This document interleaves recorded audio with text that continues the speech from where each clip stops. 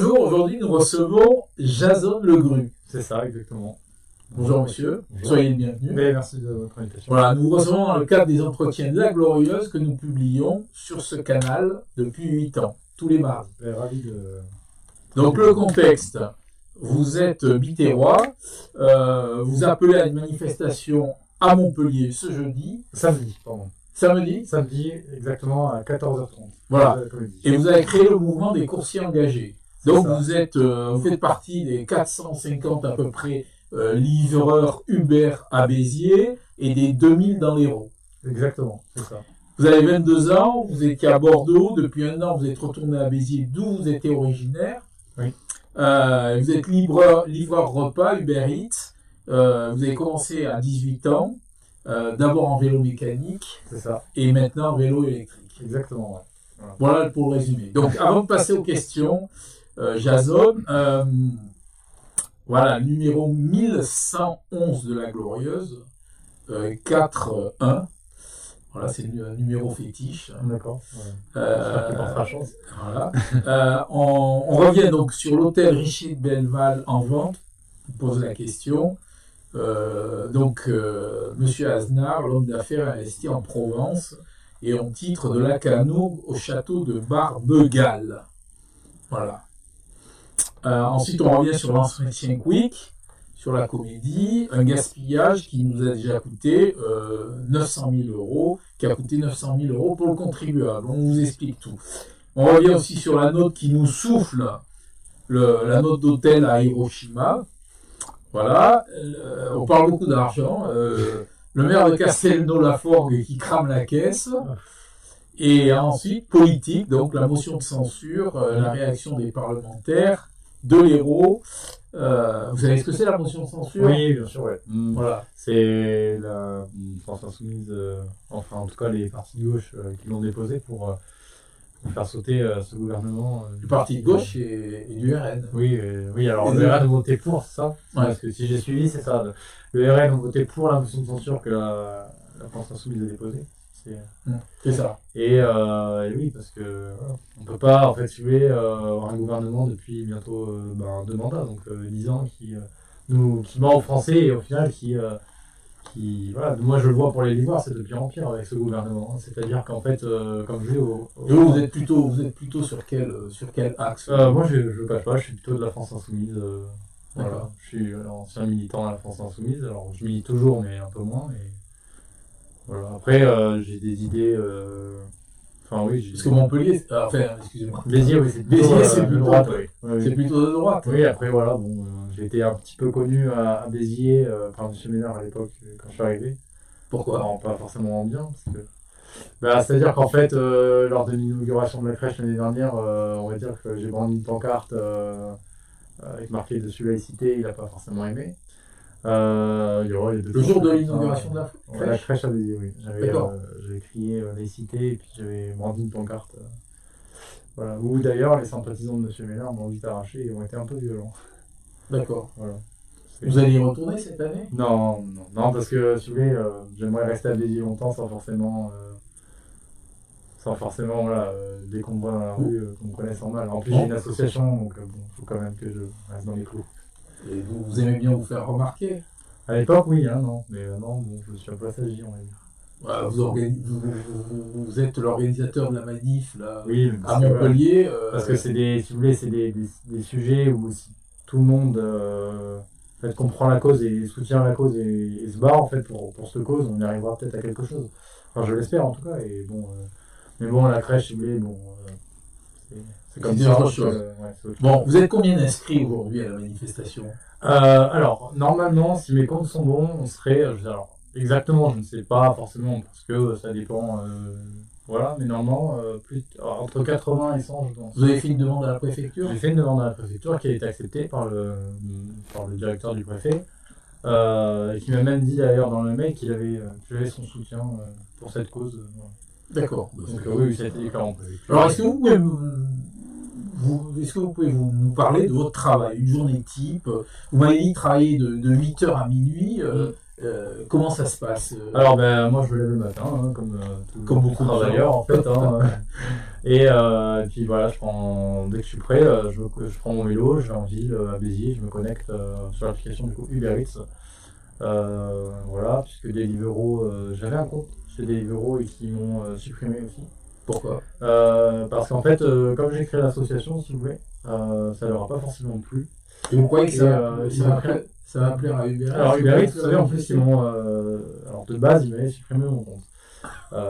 Ils l'ont rouvert parce que j'ai fait plusieurs lettres et que j'ai demandé, et puis que j'ai prouvé aussi que le motif était faux en fait, hein. Mais c'est surtout qu'au début, quand j'ai créé l'association, j'ai fait pas mal de rassemblements à Béziers et à Montpellier.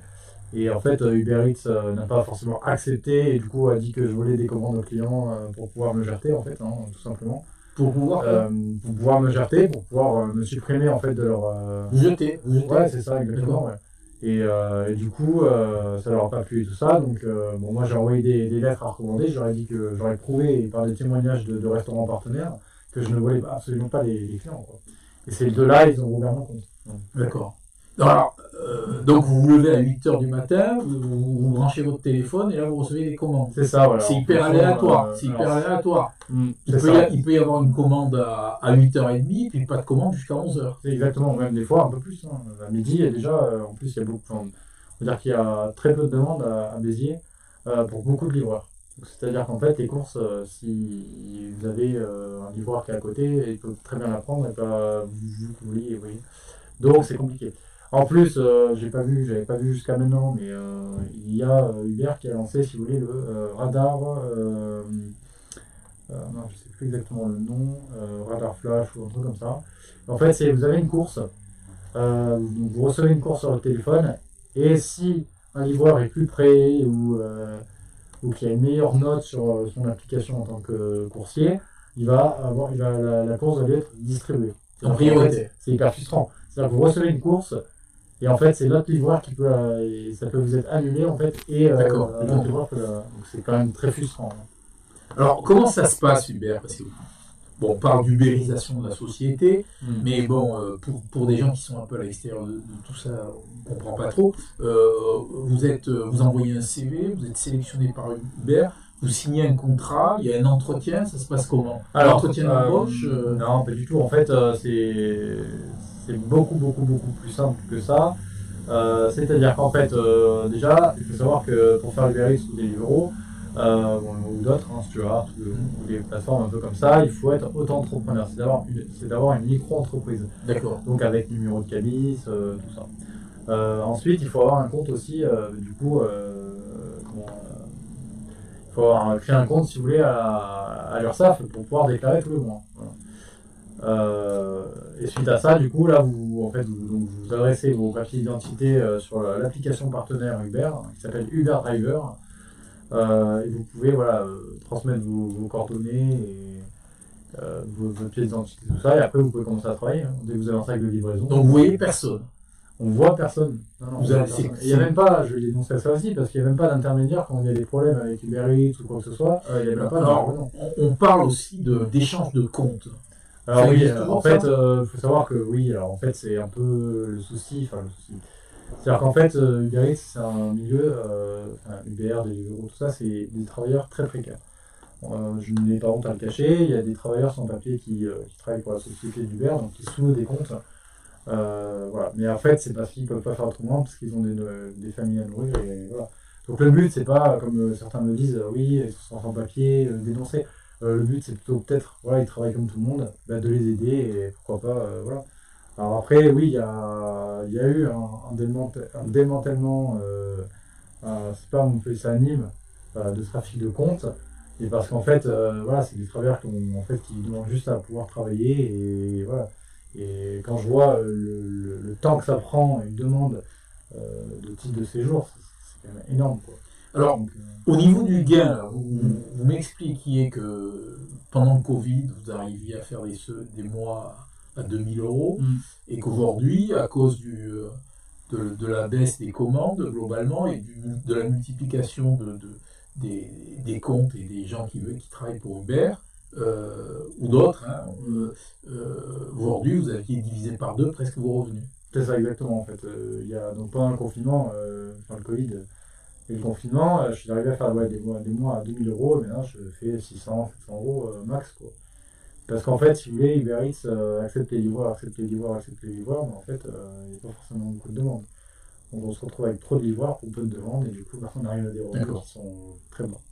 Il y a d'autres raisons pour lesquelles ça devient compliqué. Les prix de course qui sont des fois atteignent les moins de 2 euros sur certains kilométrages. Un livreur, un exemple type 1, un livreur qui m'avait envoyé ça il y a 2 semaines, il a fait 6 km 5 pour 4,20 €. 4,15 €, excusez-moi. Vous imaginez, donc ça fait en fait moins d'1 euro le kilomètre. C'est quand même très grave. Donc oui, normalement, c'est combien de kilomètres? Alors à l'époque du Covid, c'était entre 1 euro, à peu près 2 euros, 2 euros le kilomètre, à peu près, hein, 1,80 €, 2 euros le kilomètre. Vous imaginez, en fait, vous êtes payé presque au kilomètre, quoi. Ben alors on est payé à la course. D'accord. À la course et à la distance aussi, ouais. Voilà. C'est-à-dire que plus vous avez une distance longue, plus vous allez payer. Mais... Et donc pour gagner 50 €, il faut faire combien de courses? Entre 6-7 courses, quoi. D'accord. À peu près. Et au niveau des pourboires, ça représente combien quelle partie de vos revenus?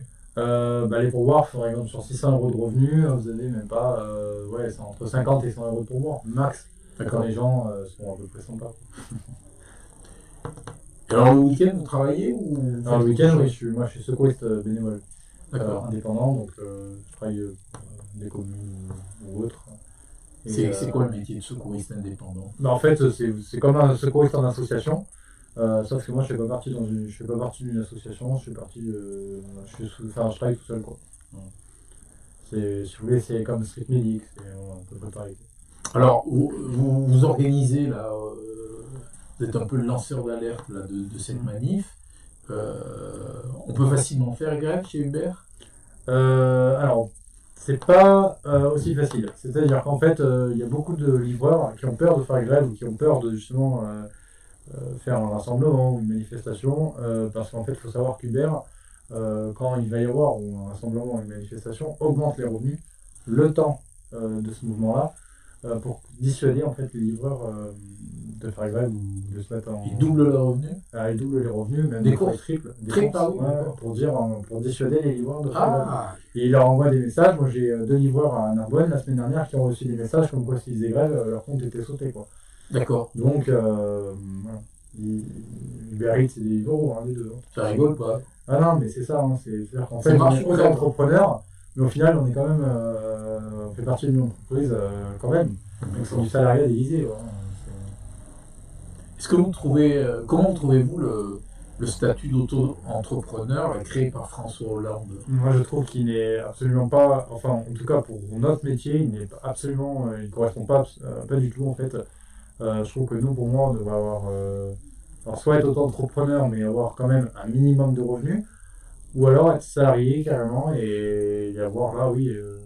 Voilà. Mais après, le souci d'être salarié, c'est qu'en fait, on ne pourra pas travailler comme on veut, on pourra pas être, on va avoir les mêmes libertés que si on est indépendant.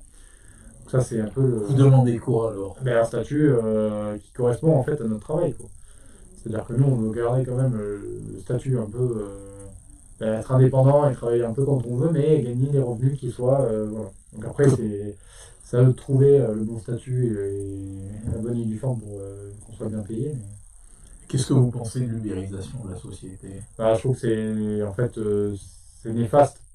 C'est néfaste actuellement, en tout cas des choses, c'est néfaste. C'est-à-dire qu'en fait, si les multinationales comme Uber Eats et Deliveroo ou les autres nous paieraient mieux et on aurait des conditions de travail qui seraient dignes d'un vrai travailleur, là oui, pourquoi pas. Mais là pour l'instant, c'est pas du tout.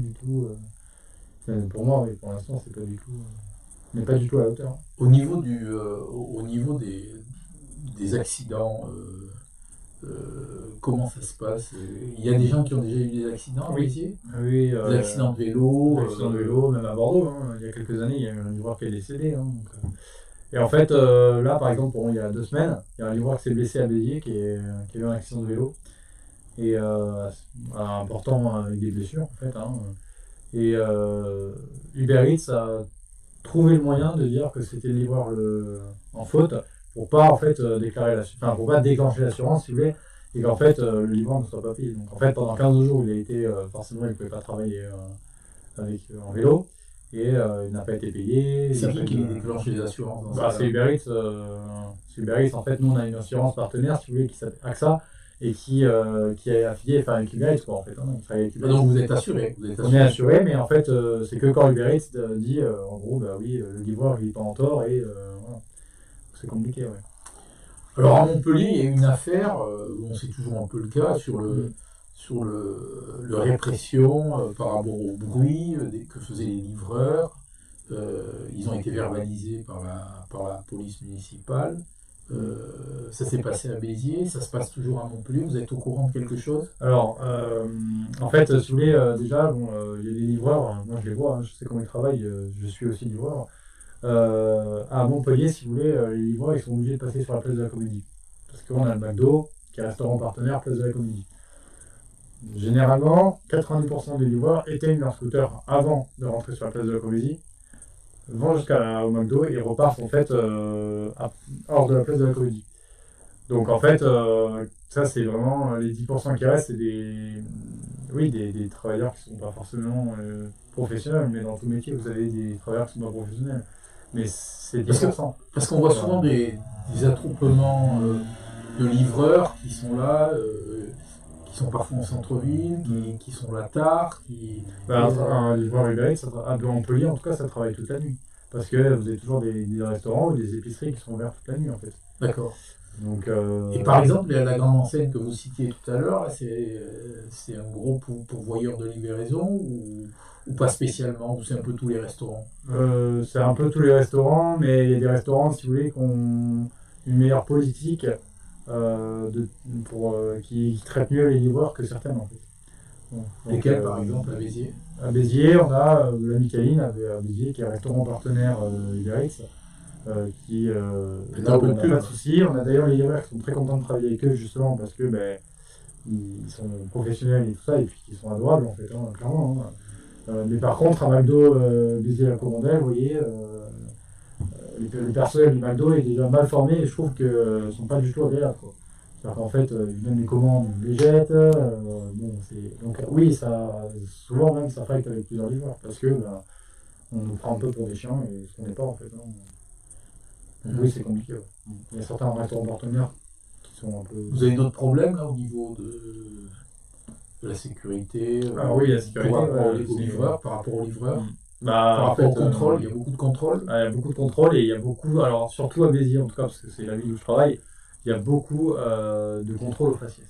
Et ça, c'est un vrai problème, c'est-à-dire que si vous appelez Mohamed et que vous avez 25 ans, vous allez vous faire plus contrôler que moi. Si vous voulez, la dernière fois, il y avait un contrôle de police au rond-point, ils ont arrêté 3 livreurs maghrébins, et moi je suis passé, pourtant j'ai fait exprès de faire 2 ou 3 infractions, ils m'ont pas du tout arrêté. Alors que les livreurs, juste parce que pour un défaut de clignotant, ils les ont arrêtés. Quoi. Mais en fait, clignotant sur le scooter, ouais, bien sûr. Mais, ouais. Mais en fait, voilà, c'est souvent. Il y a ça, puis il y a le fait des stationnements. Il y a beaucoup de livreurs qui doivent stationner à Béziers, par exemple, entre la Micaline et Pizza Cosy, on prend de la liberté, qui doivent stationner sur l'arrêt de bus parce qu'on n'a pas de place, d'endroit mis en place pour les livreurs. Et à Montpellier, il y a des problèmes particuliers? Oui, donc le fait que les policiers municipaux à Montpellier mettent aussi, pareil, hein, c'est le même problème de toute façon, hein, qui mettent des amendes aux livreurs parce qu'ils sont garés là ou là, parce qu'ils ont un phare hein, mais qui s'allume moins qu'un autre. Oui, non, il y a beaucoup de Montpellier, enfin j'entends beaucoup, en tout cas, je le vois, j'ai déjà vu, il y a beaucoup de répression policière, bien sûr. Mais parce que, en fait, Uber Eats, voilà, ça gêne, ça machin, ça fait du bruit, alors forcément. C'est des jeunes, ça fait du bruit. Oui, c'est ça. Puis, la nuit. C'est ça, alors vous savez, quand vous avez des gens aisés qui habitent forcément au rue de la Loge, qui entendent un scooter ou quand ça parle un peu fort, hein, tout de suite, c'est les livreurs Uber Eats ou. Enfin, c'est compliqué, ouais. Bon, il y a d'autres choses que vous souhaitez dire par rapport à cette manifestation? On a fait le tour de tout. Oui, j'espère qu'il y aura du monde. Ça se passe où? Sur la place de la Comédie. À quelle heure? À 14h30. D'accord. Voilà. Normalement, c'est pas encore sûr, mais il y aura peut-être des députés qui seront là. En tout cas, j'en ai contacté, j'attends des réponses. contacter les députés de la France Insoumise. La France Insoumise, et oui. Ils vous défendront avec plaisir. Bah, j'espère. C'est une cause, après, qu'on soit de la France Insoumise ou d'un autre parti, mais si vous voulez, la cause des Ivoires, ça devrait toucher tout le monde. Sans forcément qu'on soit de droite, de gauche, d'extrême droite, d'extrême gauche. Je veux dire, la cause des Ivoires, oui, c'est une cause, pour moi, qui devrait toucher tout le monde. Parce que sans nous, on n'est rien, en fait. En tout cas, je vous remercie sincèrement pour la qualité de cet entretien, d'être venu de Béziers pour cet entretien, alors que vous avez fait une chute ce matin ou hier. Oui, et que vous êtes un peu blessé. Ouais, voilà. Mais bon, tout va bien, ça va. Ça va, vous arriverez à marcher pour la manifestation. Oui, ça va le faire, ça va le faire. Très bien. En tout cas, je vous remercie de votre invitation, ça me fait très plaisir. Voilà. Bonne continuation. Ben, merci. Merci.